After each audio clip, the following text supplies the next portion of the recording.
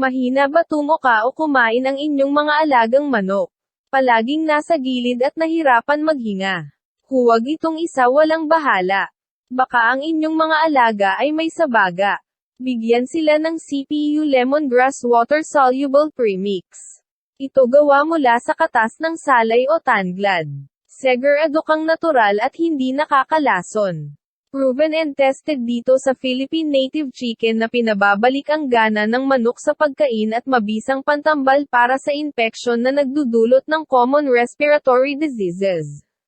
Ano pa ang hinihintay mo? Magandang araw mga ka-native. Patuloy tayo dito sa ating programa, sa ating episode dito sa The Philippine Native Chicken. Ang programang ito ay dulot sa inyo po ng Central Philippine University dito po sa Haro, Iloilo City. Headed by President Dr. Teodoro Robles. Ito po yung kaibigan at kasangga at ka-native na Dr. Jaime C. Caballes Jr.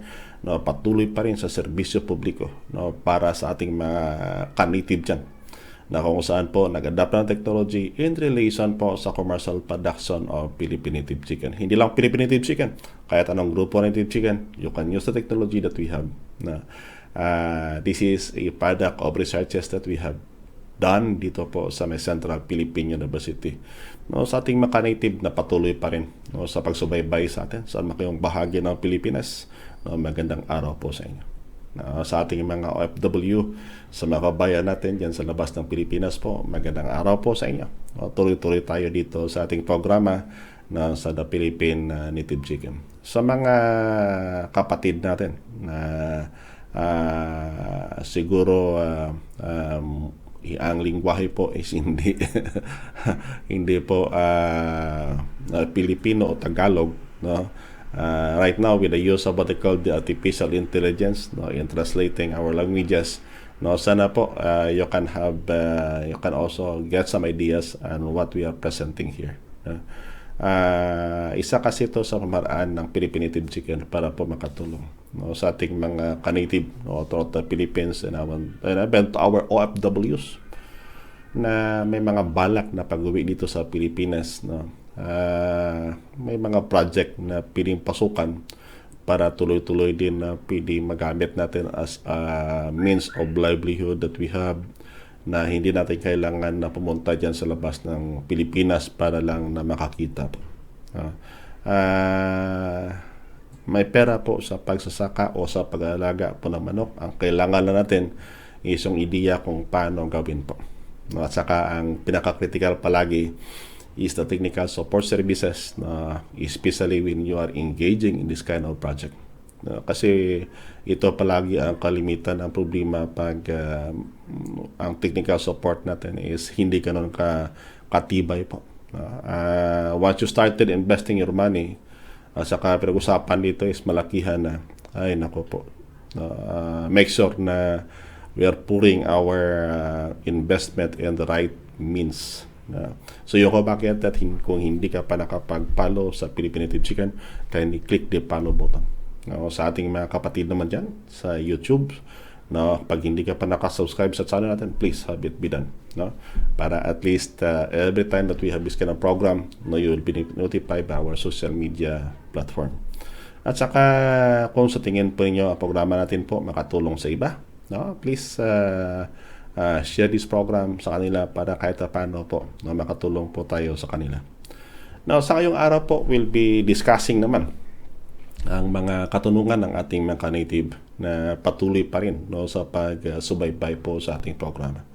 I know that kahit paano po this 15-minute program makatulong po sa inyo dyan, lalo na pag ang pinag-usapan is ang mga pangangailangan ninyo bilang tagapag-alaga po ng manok. And this is one way and how the Central Philippine University po makatugon po sa mga katanungan po ninyo. Lalo na sa mga nagtatanong po ng seminar, hindi pa ganoon ka ang problema namin dito is the time that I can spend with you in terms of sharing the technical know-how on how to raise native chicken. Sana po these episodes that we have every day, kahit paano po mapulutan po ninyo ng aral dyan at saka maging basis nyo, lalo na sa mga nagpaplano pa lang at saka sa may mga project na, no? Sana po maitama po ng mga ideya na ibahagi po natin dito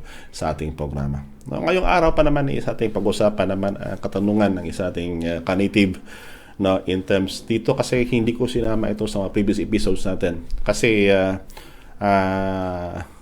ang kagandahan kasi ng tanong niya is that na aside from we can reduce the possible cost na in terms of the feed preparation, at the same time we can have the sources of vitamins and minerals na kailangan po ng mamanok natin. Na maidagdag pa ko dito sa mga sagot ko mamaya sa tanong niya para at least kahit paano po mailawak natin, no, ang kalaman na kung saan po hindi lang siya nakakompine sa isa but you can have it be done, no, using other also, no, possible means or sources of nutrient or vitamins and mineral na kailangan po ng ating manok. Ang katanungan ngayong araw na picture natin is mula kay Sir June Moreno. Sir, magandang araw po sa inyo. Ang tanong is that meron akong moringa powder, inihalo ko po 1 teaspoon for every gallon of water. Tama po ba yun? How about moringa powder? Ano po ang proportion? Okay. So, ang tanungan nito ni Sir John is that yung unang tanong niya, may moringa powder siya. Ang tanong niya is about the proportion. And thank you also, Sir John, no, for sharing the information that you have na ang ginagawa mo is that na 1 teaspoon, no, for every gallon of water. Now, share ko muna yung in terms of efficient utilization of patubigan or painuman po. Para at least hindi masayang minsan yung ginagawa nyo na mga pantambal na kung saan po pili pa nyo magamit on the next day possibly, no?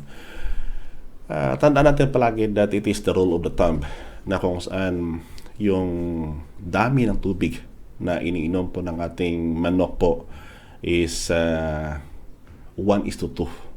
For every grams ng patoka na tutuka po ng manok po ninyo, 2 grams po niyan is equivalent or 2 ml of it, no, para po sa tubig as painuman. So ibig sabihin po, kayo nang bahala mag-compute yan para at least mas makatipid po tayo. Kasi ang isa sa nakita ko dito is that na lalo na sa kahit na ito ang pag-usapan natin, kahit na ito gamitin nyo is na mga veterinary medicines or drugs available na market na minsan kasi sobrang dami tubig gamit nyo tadapent na sinasayang nyo yung pera na binili nyo para dyan, no, kahit na sabihin natin mura lang yan, Dok, ay nako po, no, for every cents that you have. Yung kung bakit na palagi sabi namin dito is that the production cost that you have, it must be counted per head basis. Okay? So, para at least, no, isipin mo, if you have, if the chicken is only consuming about 40 grams of feeds, ibig sabihin, it requires only 80 ml of water per day. So, sayang pag binigyan nyo itong 100 ml. Saan napunta yung 120? Di ba tapon nyo? So, sayang naman po. So, ibig sabihin, if you'll be using it, you can use it for 2 days. Okay pa. Now, moringa powder. Sa pag-process kasi natin ng mga leaf meals, lalo na ng moringa, or what we call di balonggay, or balonggay, no? Isa kasi yan sa ang tawag ng iba dyan is tree of life, no? Na kung saan po lahat ng mga sustansya o vitamina at saka mineral na kailangan ng punang ating hayop ay pwede po makuha dyan. Pero ano ba ang tamang proseso, no, sa paggawa niyan? Na kung saan po yung mga sustansya mismo dyan hindi po masayang. Kasi ang problema palagi natin is that na pag marami lang, okay lang yan, marami naman, Dok. Pero pwede bang wise use of resources? Okay? Now, if you're going to prepare it into a leaf meal, no, ang magandang gawin nyo if you have the available na if ever lang if you have the available tawag dito, ang tawag namin doon is what they call the dehydrator. No, ang dehydrator kasi available yan online, no? If you have the capital or somewhat finances to purchase it, no, have it be purchased. Mas mura yan pag nasa online, no? Siguro nyo lang na bago kayo bumili ng mga product online, other reviews, and siguruhin po natin na yung source natin as a legitimate source para wag po malagay sa langanin yung pera na binabayad po ninyo. Okay? Now, ang tanong ngayon is that ano ang temperatura na kung saan po mapasiguro natin na ang mga sustansya is nandun pa. Na? Ang magandang temperatura dyan is that it should be less than 40 degrees centigrade. No, less than 40 degrees centigrade. Ayan po ang kailangan natin. Why? Because if you're going to have it be done na kung saan more than 60 degrees centigrade po, ang problema natin na ang mga heat-sensitive nutrient baka mawala po. Baka mawala. Sayang po. Baka 5 na lang tinutuka ng mga manok po ninyo. So, yung gamitin ninyo. If possible po, you can use what they call the dehydrator. Usually po sa amin dito, it will last for even tawag dito yung up to 24 or even 48 hours. Depende kasi yan sa maturity ng dahon. The more mature the leaves, no, medyo matanggal yan, i-dry. No? Now, ang tanong ngayon, Doc, what if kung wala akong dehydrator? Ang gawin po nyo, i-dry nyo under room condition. Under room condition. Para medyo magkatagalan ng konti, but the drying is good. No, compared than have it be dried, no, doon mismo sa init ng araw. If you will be using the init ng araw, no, siguro sa final na lang before it will be grind, no, into powder, kasi ang pwede nyo gamitin pang grind dyan is what they call the coffee grinder, but if you have the high speed grinder, the better it will be. No? Ang tanong ngayon kung saan, you can have it in the online. No? May mga high speed grinder. Kung ma-dry na siya, no, for example, dry nyo in the room temperature, pag na-dry nyo po, tingnan po nyo pag makrispy sa na mabilis na ma-break yung mga dahon, it is the time na kung saan po maganda sa i-giling doon sa high-speed grinder. But kung sa tingin nyo, medyo hindi ganun ka-crispy, gabi nyo, ibilad nyo sa araw. But not more than 1 hour. No, tingnan nyo hanggang na magiging crispy po. Huwag nyo itagal. Na para at least pag crispy kasi pag i-powder nyo, maganda na yung kalabasan niya, lalo na pag nagamit yung high-speed grinder. No, powdery soap ang tawag namin doon. At saka yung ability na kung saan po it can easily be registered, it can mix with the water, no, mas mataas po. Now, ang tanong ngayon is that na in terms of using it as water premix, kasi ang katanungan dito ni Sir John is that ginagawa po niya ang water premix at the rate of 1 teaspoon per every gallon of water. Tama po ba yan? Ang paggawa po ng premix is that the more powder it will be, the better it will be. Kaya lang problema natin is that na magbigay po tayo niyan, Sir John. No, tingnan po yung tubigan nyo. No, kasi yung pag hindi ganun ka-powder siya, ang nangyari yan, the dispersion of it, no, in the tubigan po natin. No, pag hindi magandang dispersion niya, sir, ang nangyari dyan, it will settle. Nabababa yan. Doon sila yung makita. Yung kung bakit na minsan dapat i-mix mo sa para at least yung dispersion is maganda. No? Isa yan sa mga nakita natin. Except if you'll be using, sir, ng tawag natin dito is the dispersing agent. Dispersing agent. If you can have the access, no, sa mga online store, i-search po nyo yung food grade na santam gum. Food grade na santam gum. Ang gawin po nyo, sir, in terms of concentration kasi, sir, yung 1 teaspoon per every gallon of water, yung gallon mo kasi 4 liters yan, di ba?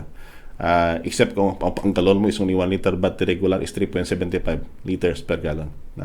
So, ang gawin po ninyo, lagyan po nyo ng santam gum na kahit isang kutsarita lang, i-mix mo na maigi. Kasi ang santam gum, it serves as what they call the dispersing agent na hindi sa mabilis bumaba sa ilalim. Na yan kasi yan sa nakita namin. Or ang isa pa doon sa pwede na yung magawa. Kung walang santam gum, anong pwede magawa? Gawin po natin ganito yan.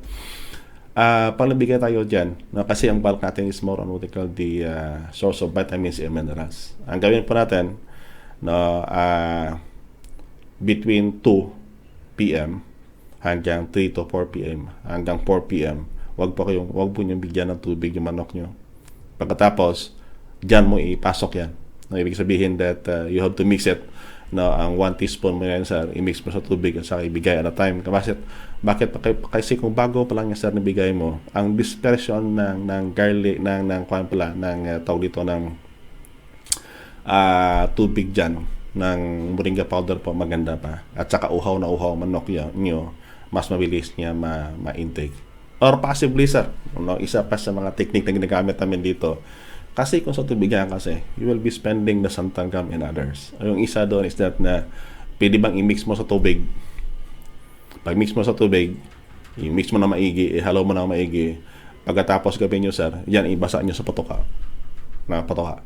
Now, kung patoka naman, sir, ang pag-usapan natin using what they call the moringa powder. Either, sir, na gamitin po ninyo is yung tawag dito yung commercial feeds o CPU feeds man dyan. Ang gawin po ninyo, ang saktong concentration yan, sir, is that for every 100 grams of feeds, ang kailangan mo lang is only 1.25 grams. Ganyan lang po kaliit. That is more than enough na to supply the requirement of your native chicken. Ang gawin po natin, for example, if you have, what if Doc and I had 10 kilos? Ibig sabihin po sa 10 kilos po, lagyan nyo ng isang kutsara, isang kutsara lang na moringa powder, i-mix nyo sa tubig, at saka yung tubig na mix doon, yun ang ibasa po nyo sa patoka.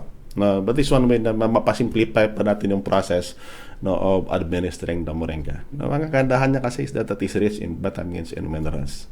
And if you have the available, sir, na calamansi juice, yung natural na calamansi po, lagyan po ninyo, pagdagdag pa nyo, para at least maganda pa, sir.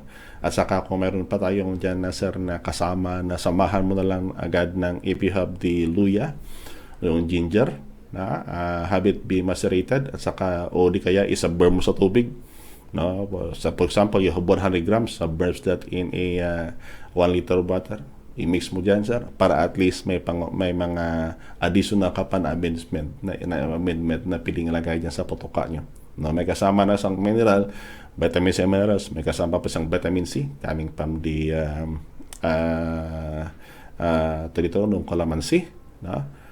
Alam nyo kasi kung ang hayop kasi, ang manok kasi pag kulang sa vitamin C yan, ang indicator niyan, tingnan nyo yung paa niya sa lalim, yung scale niya. Pag dry yan at saka manipis, ibig sabihin yan, dalawang problema yan.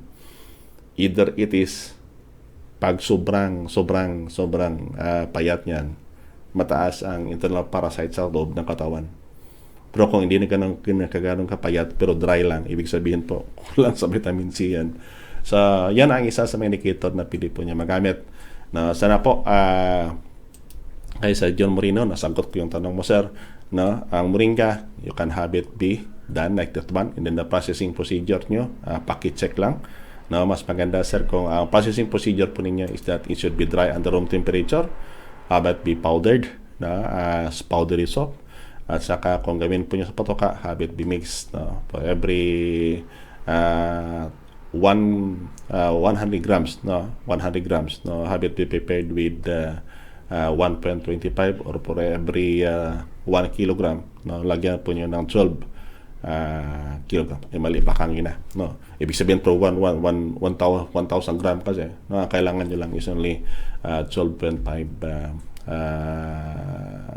grams ng moringa.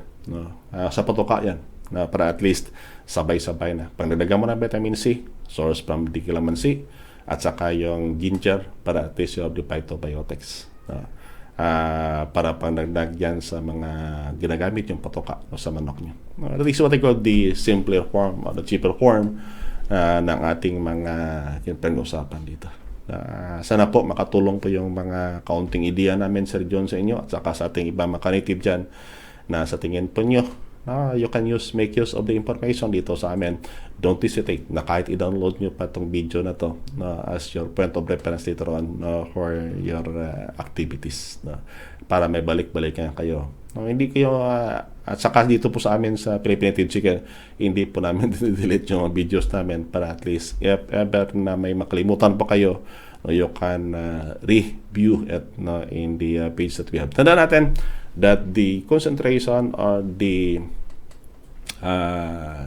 ang dami po ng kailangan po natin is that only 1.25%.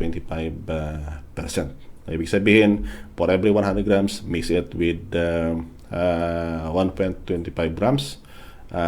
I'm stand to be corrected for every kilogram. just add only 12.5